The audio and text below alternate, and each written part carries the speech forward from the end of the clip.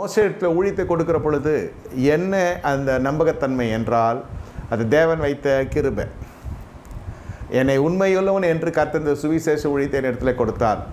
தீமோத்தேயுக்கு பவுல் எழுதுகிற நிருபத்தில், இந்த தீமோத்திக்கு நிருபத்தில் பவுல் எழுதுகிற அந்த நிருபம் தீமோத்தேயுக்கு எழுதப்பட்டிருக்குது. என்னை உண்மையுள்ளவன் என்று கர்த்தர் சுவிசேஷ ஊழியத்தை எனக்கு கொடுத்தார்.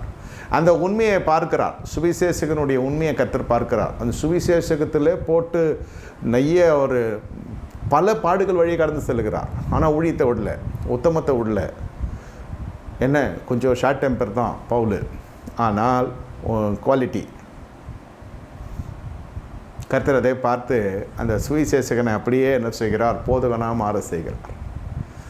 அவர் எங்கெங்கெல்லாம் சுவிசேஷம் அறிவித்தாரோ அந்தந்த பட்டணங்கள் எல்லாம் ஒரு காலகட்டத்தில் தேவனுடைய ஆலயங்கள் எழும்ப ஆரம்பிக்கிறது. மனுஷனை கொண்டு ஆலயங்கள் எழுப்பப்படுகிறது. அங்கு போதகர்களை நியமிக்கிறார், அவர்களுக்கு பயிற்சி கொடுக்கிறார், சபை விசாரிக்கிறார், போக்குவரத்துமாக இருக்கிறார், சபையை சுற்றி வர்றார், சபைகளை ஸ்தாபிக்கிறார். சுவிசேஷம் ஒரு புறம், இன்னொரு புறம் சபைகளை ஸ்தாபிக்கிறது, இன்னொரு புறம் ஊழியர்களை எழுப்புகிறது. இவ்வளோ பெரிய பணிவிடையை கர்த்தர் கொடுக்கிறார் என்றால் எப்படி அந்த மனுஷன் அந்த அழைப்பை எடுத்து புரிந்து கொள்ள முடியும்?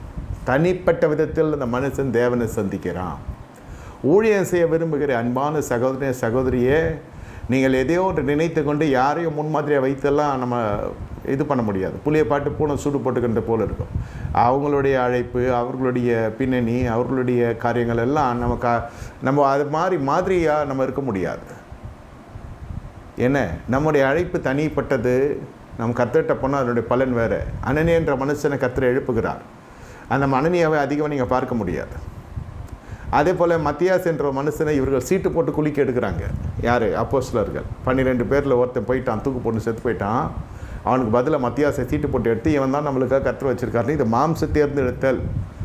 நல்லா புரிந்து கொள்ளுங்க. இது இவங்க கண்களாலும் மாம்சத்தினாலும் இந்த மத்தியாசு சீட்டு உள்ளே போடுறது மாம்சம் தானே. அது குருட்டாம்போக்கில் எடுக்கிறதுலாம் அந்த காலம் அது. ஆனால் அந்த இடத்துல தெரிந்து கொள்ளப்பட்ட நபர் யாருன்னு கேட்டால் பவுல் அடிகளார். சவுலாக இருந்து பவுலாக மாறினார் இல்லையா? அந்த 11 பேராக இருந்தாங்க. அந்த யூதாஸ் குறித்து இருந்த இடம் காலியாக இருக்குது. அதை நிரப்ப வந்த மனுஷன் கர்த்தரால் எழுப்பப்பட்டது பவுல். இது சத்தியம் ஐயா. ஆனால் அந்த மனிதனை எழுப்பினது ஒரே மனிதன் அனனியா. அதன் பிறகு அனனியாவை எங்கேயுமே நீங்கள் பார்க்க முடியாது. அந்த ஒரு தலைவனை எழுப்பதான் அந்த மனுஷனுடைய மகா பெரிய ஊழியம். போதும். சில பேர் லட்சக்கணக்கான ஜனங்களுக்கு ஊழியம் செய்வாங்க.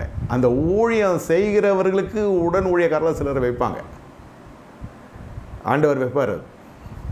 அதை புரிந்து கொள்ளணும். ஆனால் அதே பேட்டர்னில் நம்ம ஊழியம் செய்யணுன்றது இல்லை. ஆனால் இன்றைக்கி அதான் நடந்துருக்கு.